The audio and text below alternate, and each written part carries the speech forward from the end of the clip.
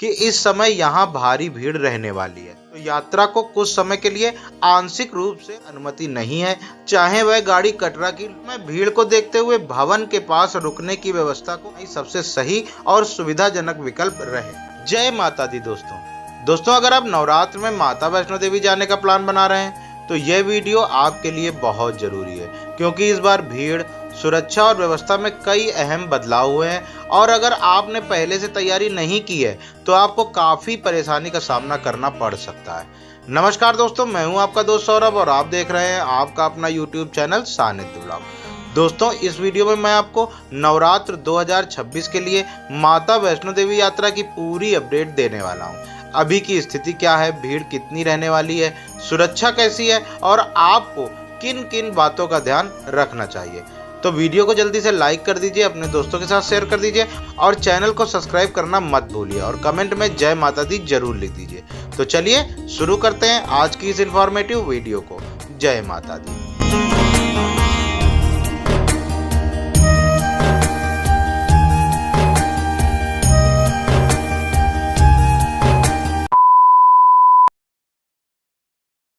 दोस्तों, अगर आप नवरात्र के दौरान माता वैष्णो देवी जाने का प्लान बना चुके हैं तो सबसे पहले आपको यह समझना जरूरी है कि इस समय यहाँ भारी भीड़ रहने वाली है। नवरात्र शुरू होते ही लाखों की संख्या में भक्त माता रानी के दर्शन के लिए पहुंचते हैं और खासकर पहले 2-3 दिन में भीड़ अपने पीक पर होती है। भीड़ को देखते हुए प्रशासन ने इस बार खास व्यवस्था की है। अगर नीचे कटरा से बहुत ज्यादा RFID कार्ड बन जाते हैं और भीड़ एक लिमिट से ज्यादा हो जाती है तो यात्रा को कुछ समय के लिए आंशिक रूप से रोका भी जा सकता है, ताकि ऊपर दबाव न पड़े और व्यवस्था बनी रहे। इसके अलावा पूरे मार्ग पर सिक्योरिटी भी काफी बढ़ा दी गई है। जगह जगह पर पुलिस और सुरक्षा बल तैनात है और लगातार निगरानी की जा रही है ताकि भीड़ को सही तरीके से मैनेज किया जा सके। भवन के पास भीड़ को कंट्रोल करने के लिए अब ज्यादा देर किसी को रुकने नहीं दिया जा रहा है।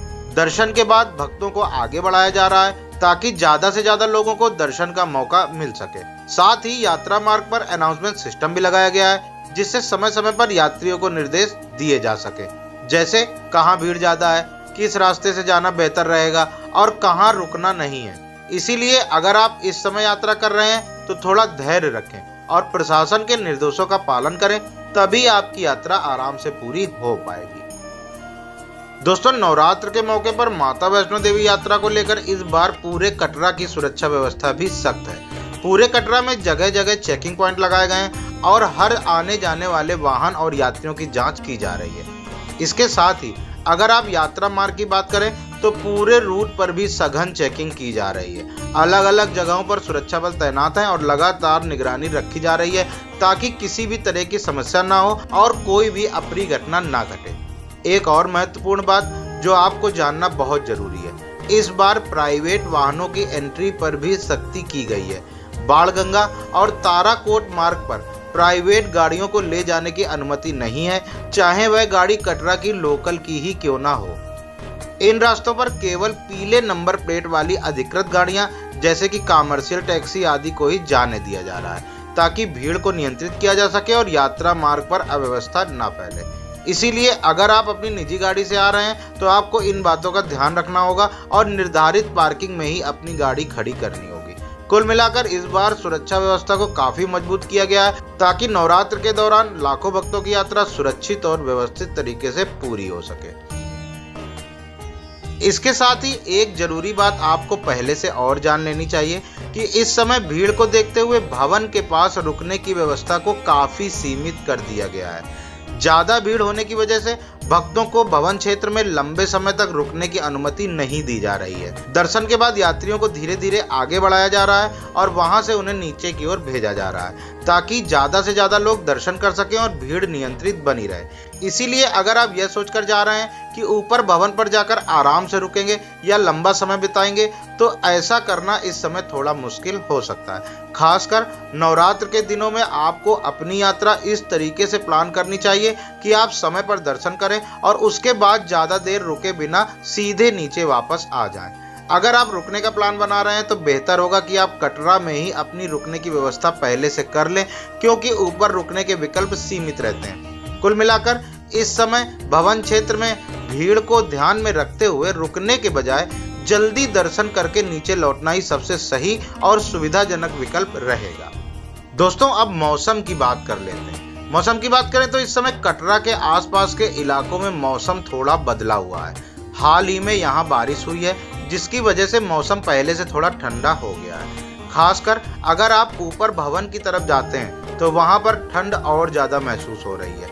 हाल ही में भवन क्षेत्र में हल्की बर्फबारी भी देखने को मिली है, जिसके कारण वहां का तापमान और नीचे गिर गया है। इसीलिए अगर आप माता रानी के दर्शन के लिए ऊपर जा रहे हैं तो अपने साथ गर्म कपड़े जरूर लेकर आएं, जैसे जैकेट, स्वेटर, क्योंकि रात के समय ठंड काफी ज्यादा हो जा रही है। अगर कटरा की बात करें तो दिन के समय मौसम सामान्य है, लेकिन शाम और रात के समय यहाँ भी हल्की ठंड महसूस होने लगी है। इसीलिए यात्रा पर निकलने से पहले मौसम को ध्यान में रखते हुए अपनी तैयारी जरूर कर लें, ताकि आपको ऊपर जाकर किसी तरीके की परेशानी ना हो। दोस्तों, अगर आप ट्रेन से माता वैष्णो देवी जाने का प्लान बना रहे हैं तो आपके लिए एक जरूरी अपडेट है। रेलवे ने नवरात्र के मौके पर श्रद्धालुओं की भीड़ को देखते हुए नई दिल्ली से कटरा के लिए स्पेशल ट्रेन चलाई है। यह स्पेशल ट्रेन नई दिल्ली से कटरा के बीच चल रही है और इसकी सुविधा नवरात्र के दौरान यात्रियों को ध्यान में रखते हुए बढ़ाई गई है। यह ट्रेन एसी, स्लीपर और जनरल कोच के साथ चलाई जा रही है, ताकि हर तरह के यात्री आसानी से यात्रा कर सकें। इसके साथ ही ट्रेन में यात्रियों के लिए खाने पीने की सुविधा भी दी जा रही है। इसमें आप ऑनलाइन सात्विक भोजन भी ऑर्डर कर सकते हैं।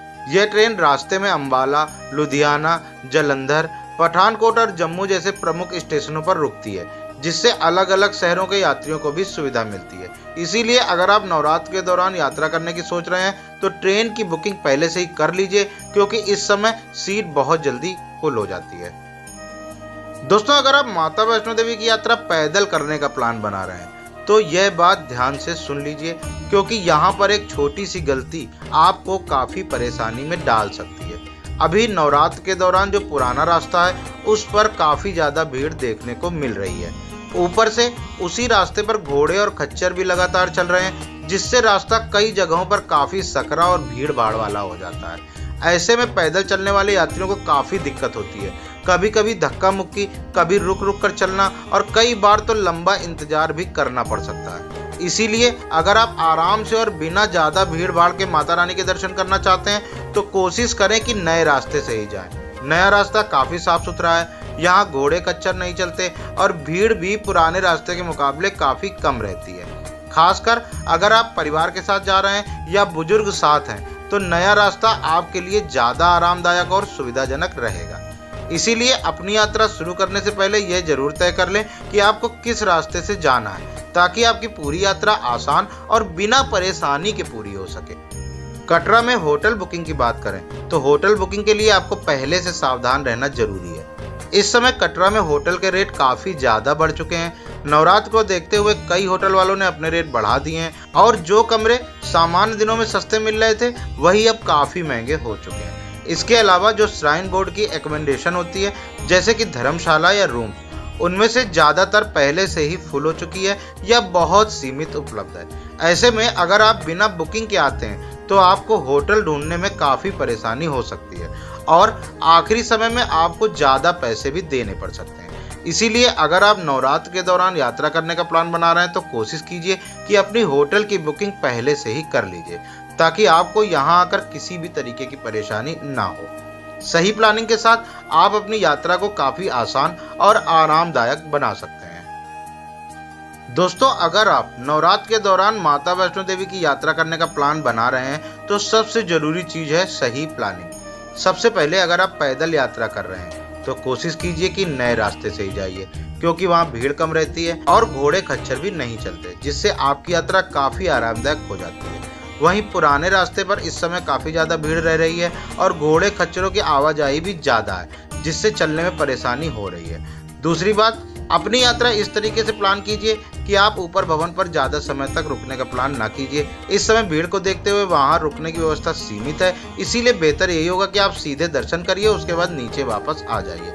नीचे आने के बाद आप आराम से कटरा में अपने होटल में रुक सकते हैं, जिससे आपको आराम भी मिलेगा और यात्रा भी आसान हो जाएगी। कुल मिलाकर अगर आप सही तरीके से रास्ता चुनकर अपनी यात्रा को प्लान करके चलते हैं तो आपकी माता रानी की यात्रा काफी आरामदायक और बिना परेशानी के पूरी हो जाएगी। दोस्तों, इसके साथ ही अगर आप माता वैष्णो देवी की यात्रा पर जा रहे हैं तो अपने साथ कुछ जरूरी सामान जरूर रखिए ताकि आपको रास्ते में किसी तरीके की परेशानी ना हो। सबसे पहले अपने साथ एक हल्का गर्म कपड़ा जरूर रखिए क्योंकि ऊपर भवन पर ठंड ज़्यादा है और मौसम कभी भी बदल सकता है। इसके अलावा अपने साथ एक छोटी सी टार्च भी रख लीजिए, खासकर अगर आप रात के समय यात्रा कर रहे हैं तो ये आपके बहुत काम आएगी। साथ ही अपनी जरूरी दवाइयाँ जरूर रखिए, जैसे सिर दर्द, बुखार और पेट से जुड़ी दवाइयाँ, ताकि जरूरत पड़ने पर आपको परेशानी ना हो। अपने साथ पानी की बोतल और थोड़ा हल्का खाना भी रख सकते हैं ताकि रास्ते में आपको बार बार रुकना ना पड़े। इसके अलावा मोबाइल पूरी तरीके से चार्ज रखें और अगर संभव हो तो एक पावर बैंक भी साथ रखें। और सबसे जरूरी, अपना पहचान पत्र हमेशा अपने साथ रखें क्योंकि यात्रा के दौरान कई जगहों पर चेकिंग होती है। अगर आप इन सभी चीज़ों का ध्यान रखेंगे तो आपकी यात्रा काफ़ी आरामदायक और बिना किसी परेशानी के पूरी हो जाएगी।